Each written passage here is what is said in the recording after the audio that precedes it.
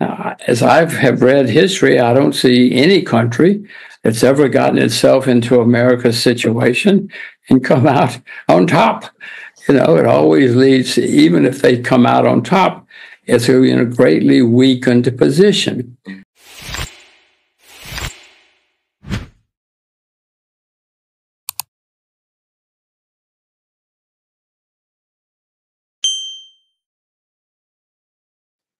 You say that the U.S. is stable, but since 1945, I think that was the date you used, America's often been at war, nearly always been at war with somebody. Which I'm an American taxpayer. I have to pay for all these wars. And America is now the largest debtor nation in the history of the world. And that's all happened since 1945. After the Second War, America came out of wonderful. We won the war. We had huge assets, not many debts, but that's all disappeared. And we have had several wars since 1945. I don't think we've won any of those wars since 1945. Maybe there have been some. Korea was, we say we won Korea, but other people say we didn't win Korea, etc. So I don't like what I see when I'm looking around the world. I mean, Alex, one good thing is I'm an old American. It's a good time to be an old American. It's not a good time to be a young American. Look at my children. Oh, my children are going to have the same kind of problems that the British had for many decades because they are young Americans, and America's facing that same situation, which is going to get worse. I mean, I don't know if Asia is going to be great in the next 100 years, but it seems to me it's going to be less bad than Britain, to pick a country at random, less bad than America, to pick another country at random. I don't like saying any of it, but I think I have to face reality and face facts and certainly try to predict what's going to happen in the future. Yes, the world, 60 years ago, 70 years ago, the U.S. was a gigantic creditor nation. Now we're the largest debtor nation in the history of the world. And when Britain went through this, there was a lot of transition, instability, whatever you want to call it. And there's already starting to be some instability over the U.S. dollar and America's position. As I have read history, I don't see any country that's ever gotten itself into America's situation and come out on top. It always leads, even if they come out on top, it's in a greatly weakened position. The British won the Second World War, but they came out of that in a very, very weakened position, even though they say they won the war. So history is pretty clear that when countries go from being indisputably on top to something else, it causes turmoil and transition and difficulties. Again, I don't like saying any of this. I'm an American citizen. My children are Americans, but I don't see any alternative. My problem is I can add and I can subtract. I'm afraid the people in Washington cannot add and cannot subtract. And history is very clear how this winds up for the country that's going through the transition, as you call it. Transition's a good word. It usually does not lead to great outcomes in the end. But I repeat to you, I'm an old American, so it's not such a problem for me as it is for my children. The United States in 60 years, I see nothing but problems. I mean, you're both English. I can remember 60 years ago what happened in England as the pound sterling went from being the world's mightiest currency to being a disaster. I don't know if you remember those days, but Absolutely. That's going to happen to the U.S. dollar.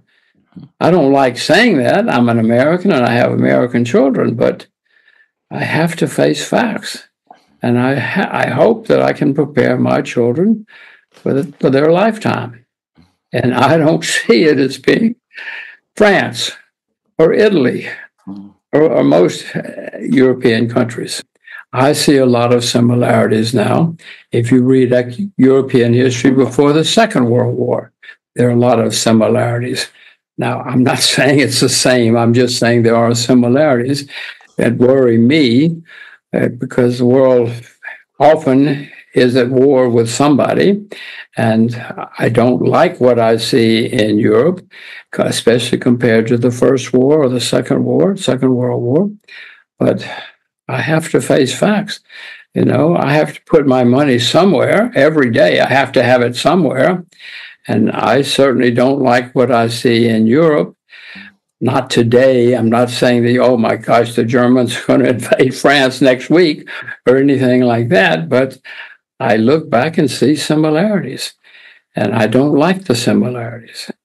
And if there's going to be more war in Europe or Russia or wherever, it's not going to be good for any of us unless we happen to pick the right country at the end of the war.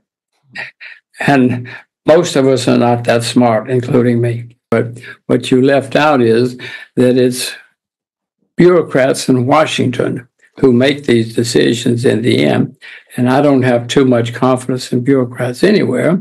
And they make many mistakes.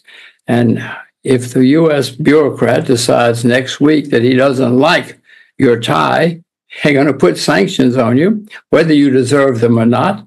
And it's going to be disruptive, certainly disruptive to you and to people you deal with.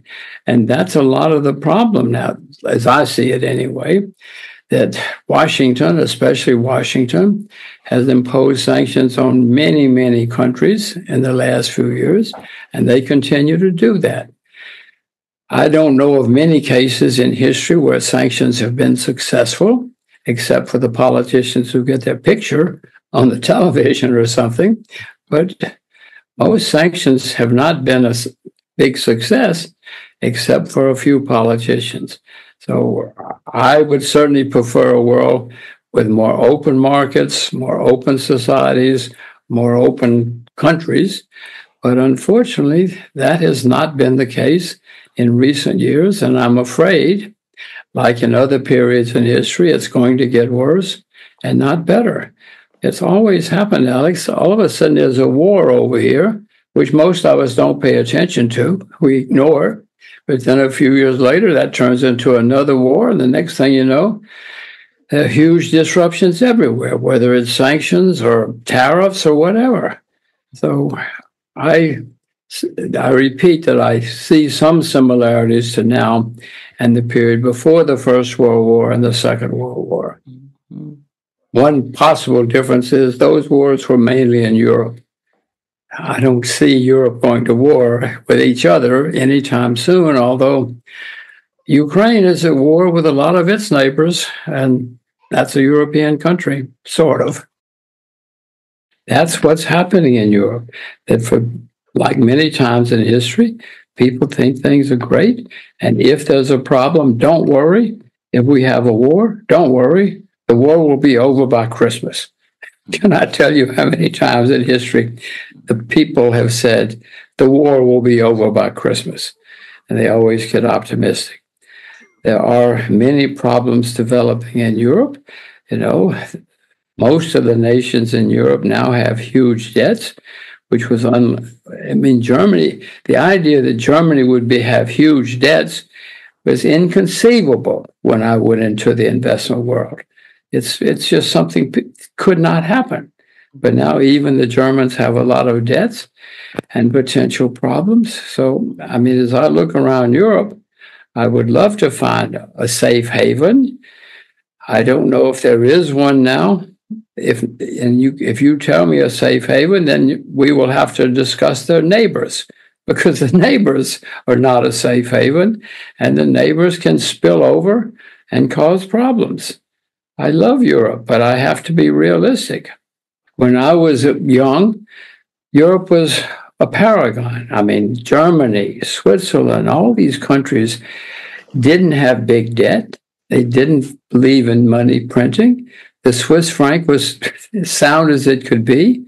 But even now, the Swiss National Bank invests a lot of its money in things like Apple. I mean, when people in the world finds out that the Swiss franc is now backed by Apple instead of gold or integrity, I mean, it's a lot of some people are going to be worried. I am already worried when I see things like this happening. I mean, I cannot imagine that 40 or 50 years ago that the Swiss would have even thought about putting the Swiss franc all into Apple or something like that. You know, the debate, if there was a debate, was whether it would be gold, 100% gold, or just mostly gold. But now they don't think that way in Europe, most of Europe, nor the United States. So when I look out the window and I look west, I get worried. And you mentioned Malaysia. Yes, Malaysia, compared to even 30 years ago, is an incredibly different nation. But most of the countries in Asia are too now. Maybe we are witnessing a huge historic shift from the West to the East. I would like to repeat to you all, when I was at university, for instance, there was nothing sounder than the Deutschmark, except maybe the Swiss franc. But even today, as I look out the window, I don't see the Deutschmark being what it was, or the Swiss franc even being what it was. You know, Alex talks about Malaysia. I am not a wild fan of Malaysia, but it certainly continues to get better and better from the old days. And that's happening in much of Asia. Well, they're certainly losing it. I mean, I am an American citizen, and I certainly don't like to see what is happening. This whole thing in Ukraine. America, you know, started this war 10 or 12 years ago. America, for some reason, has a history of often being at war. If you can contrast that with China, China has very rarely in its history had international wars. Yes, they've had civil wars where they shoot each other, but they have very rarely had international wars for whatever reason. And I wish I could say that about America. I wish I could say that about many countries. America's been a country since 1776, but in only 19 years, since 1776, has America not had a war. America's nearly always been at war in our history. And I contrast that with China. I'm not saying China's better or worse or anything else. I'm talking just about war here. So most countries in Asia do not have a long history of international wars. Let's hope that continues. And I mean, whether I'm right or wrong, I've moved to Asia and have my children speak Mandarin. And to prepare, I hope I'm preparing them for the 21st century. We will see. Maybe we should all move to Missouri, which is a U.S. state, and escape peace, but I doubt it.